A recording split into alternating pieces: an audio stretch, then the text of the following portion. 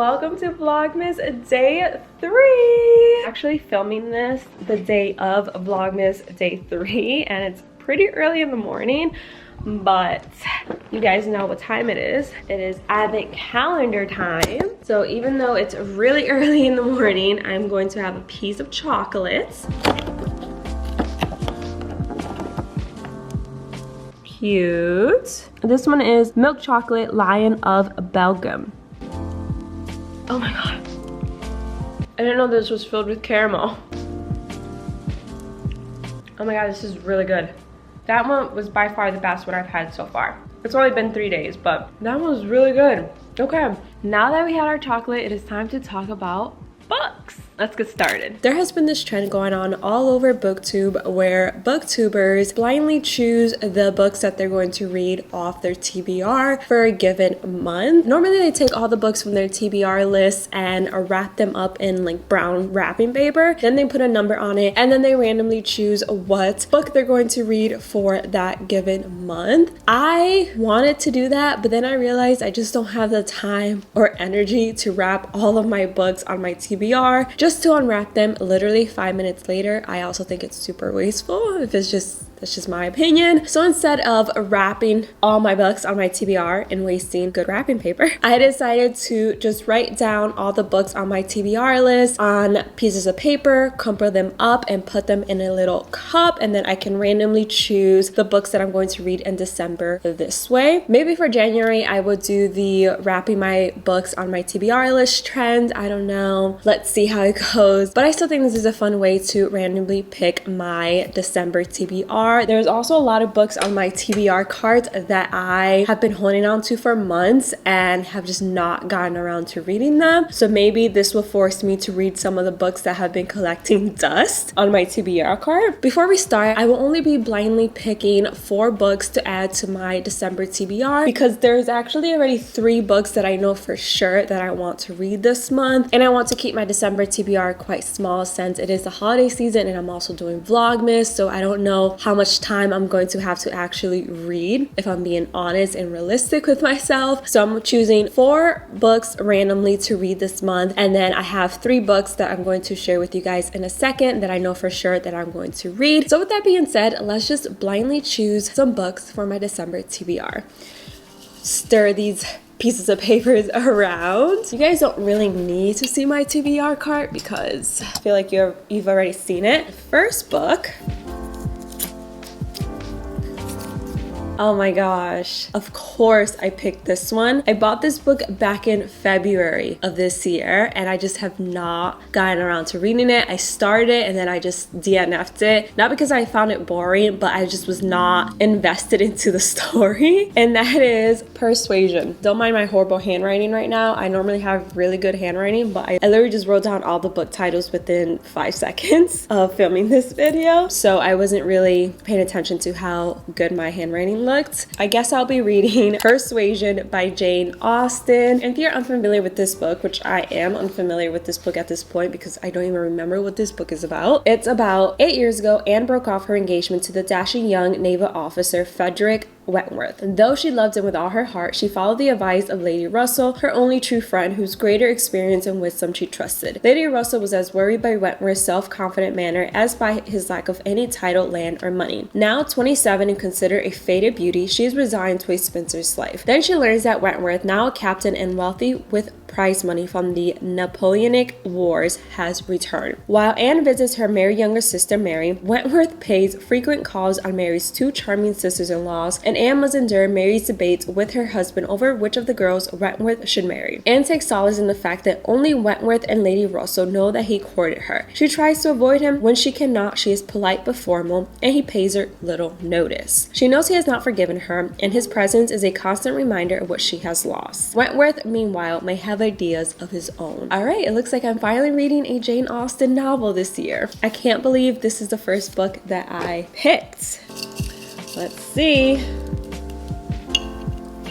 If you hear my cat meowing, she's literally circling me right now. She's fine. I don't know what her problem is. She just wants my attention. The next book is The American Roommate Experiment. The American Roommate Experience by Elena Armas. This book is the sequel or spin-off to The Spanish Love Deception, which if you didn't know, I absolutely loved The Spanish Love Deception. It was a 5-star read for me. One of my absolute favorite books that I've read this entire year. This book follows Rosie, who is Catalina's, the main character from The Spanish Love Deception's best friend. Basically, she is down on her luck. Everything in her life is going wrong. So Catalina offers her now empty apartment to her best friend and tells her that she can stay there for as long as she needs to basically get back on her feet. The only problem is that Catalina's cousin, Ethan, I believe is his name. No, never mind, wrong book. Lucas is also staying at Catalina's apartment, and now they have to be roommates because Rosie has nowhere to go. Through the process of them becoming roommates and spending a lot of time together, and Lucas helping Rosie write her new book, sparks fly, things happen, and a romance begins. That is basically the gist of this book. I'm not mad about this one. I am actually really excited to read this one. I'm happy with that choice. Okay, let's see, you guys. 2 more. Unravel Me. This is the second book in the Shatter Me series. This basically deals with the aftermath of everything that went down in the first book. It follows Juliet, who is the main character, and Juliet has a special gift where if she touches anyone, they basically die. There is a new government world order called the Reestablishment that basically wants to use Juliet as a weapon. Obviously, Juliet doesn't want to become a weapon. She doesn't want to hurt people. So this is basically her trying to prevent that from happening, and I really enjoyed the first Shatter Me book, so I'm not mad at this choice either. I'm actually really excited. All right, time for the 4th choice. Oh my gosh, of course. The Fine Print.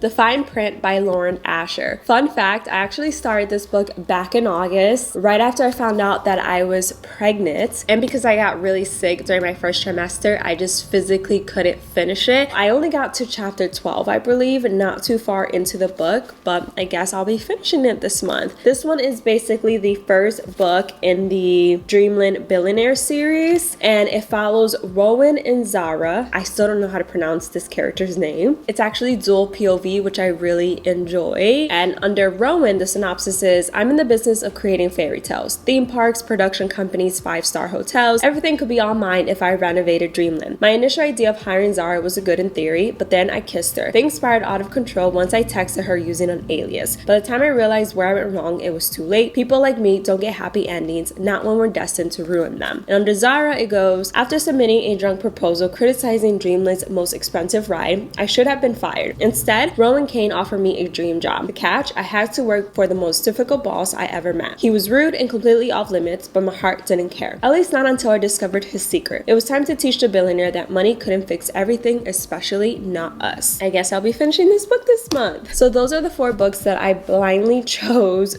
to read this month. And as I mentioned earlier in today's video, I also have 3 books that I know for sure I want to read. And the first one is The Santa Suit by Mary Kay Andrews, and this one basically follows Ivy Perkins, who buys an old farmhouse unseen. When she finally arrives, she discovers that this farmhouse actually needs a lot more work than she initially expected. And as she's cleaning out her new farmhouse, she discovers a old Santa suit that actually has a little handwritten note, presumably written by a child from years and years ago. And in the letter, the child writes that her one Christmas wish is for her father to come home from war, which prompts Ivy to try to find out who wrote the letter and if the father ever did end up coming back home. Ivy's quest brings her into the community at a time when all she wanted to do was be left alone and nurse her wounds, but the magic of Christmas makes miracles happen, and Ivy just might find more than she ever thought possible. A welcoming town, a family reunited, a mystery solved, and a second chance at love. This book came highly recommended by a lot of you guys, so I'm actually really excited to start it, and it doesn't seem like it's super long either. Wow, this is a really short book, so I will be filming a reading vlog out with this book and the other 2 Christmas books that I want to read this month. The next book that I want to read in December is All I Want for Christmas by Maggie Knox. This is another book that a lot of you guys recommended to me, so I'm super excited. This is a